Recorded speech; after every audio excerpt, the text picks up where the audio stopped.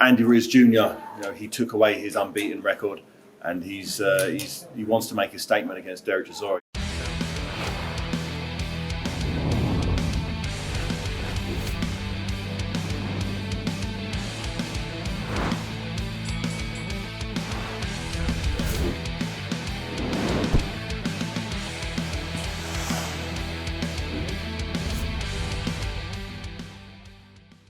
David Haye, thank you very much for joining us. Huge fight on Saturday night. Let's get straight to it. Joseph Parker, Derek Chisora. Just talk us through that fight first of all. Yeah, it's an interesting sort of clash of styles. You have Joseph Parker, the former heavyweight champion of the world, a guy that has proven time and time again that he's one of the top three heavyweights on the planet.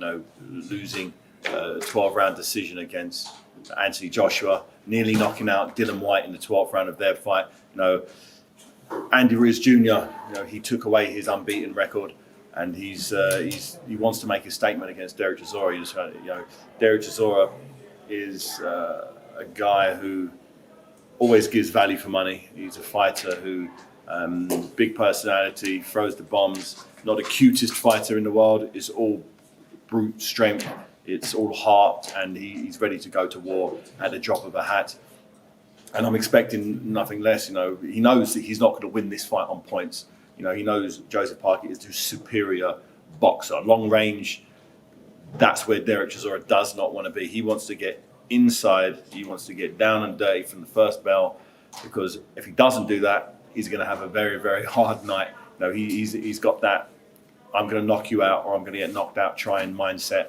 And I think that's the only way to rattle and to drag Joseph Parker into those deep heavyweight waters.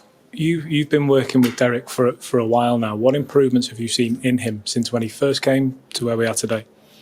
When he first came, he was very sort of undisciplined regarding nutrition and training, and he's definitely he's changed his life around significantly. He pays the price. He turns up and does his sessions. In the past, he you might turn up one day, you might not the next. Now he understands this is the big time. And the big time requires commitment, dedication.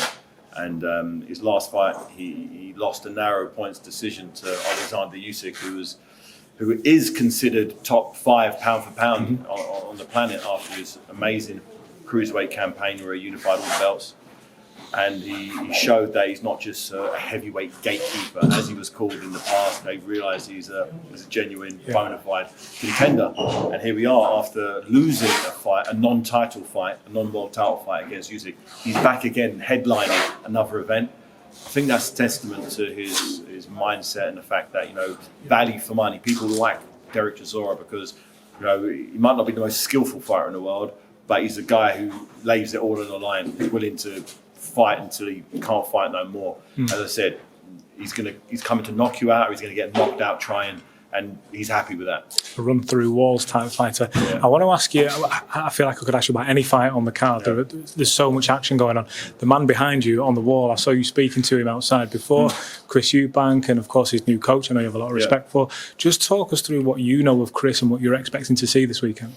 I've known Chris a long time. He's a consummate professional. He's someone who I feel wholeheartedly we haven't seen the best of yet. He's had a couple of losses, but those losses weren't bad losses, if that makes sense. It wasn't like, I've never seen him beaten up.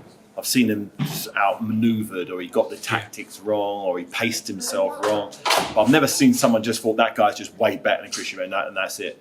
At the end of the fight, whoever may have had their hand raised, I'd be like, I'm glad that final bell rang.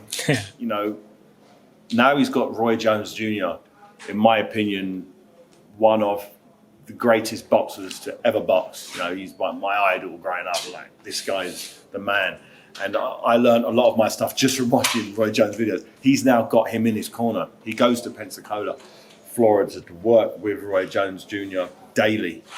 That can only make him a better fighter. It can only make Chris Eubank Jr. even better than he already is. And I think the reasons why he lost were tactically, slightly stylistically, and I think whatever shortcomings he had in the past will be, any holes will be plugged with Roy Jones Jr., as I was talking to him earlier on, and the things he was talking about, setting up attacks, stuff that Chris probably wasn't. He's kind of trained himself. I think it's public knowledge that he's always kind of done his own thing. But to get to the echelons of boxing, it's very difficult to do on your own. You need someone. You need a third eye looking in to tell you stuff that you can't see when you're in the heat of the battle. Sometimes you can't see the woods through the trees, and when you're in there, you don't know what's happening the whole way around. And having someone's keen eye of Roy Jones Jr., who, education-wise for a boxer, you can't ask a more skillful boxer. He's the best. As I said, has ever done this thing. He's just so genetically gifted, and that's what Chris Eubank Jr. has. He has that fast twitch fibre. And not only has he got the fast twitch fibre, he's got the endurance as well. Normally you have one or the other. Normally you're either super explosive and you need to rest a lot. Yeah. But then he's somehow got the speed explosive and he's got that crazy endurance where he'll throw a 25 punch combination all out. And you think, well, what you're doing, this is a crazy thing to do in round 2 of a 12-round fight because you're going to blow yourself out. But no, he doesn't get tired. Yeah. He's got a real good work ethic, a good mindset. And I'm really looking forward to seeing him up close after working with Roy Jones Jr. I just think it's going to take him to that next level. Final one from me. He's been very vocal about wanting a Triple G fight by the end of the year. How would you see that fight playing out should it happen? G out. I think Chris Eubank Jr. knocks out Triple G. I've said it from a long. I just think his style. Everyone runs away from Triple G. Oh, he's so powerful, but he's got a granite chin, and he'll mix it. He'll throw down with you. He'll let his hands go with you.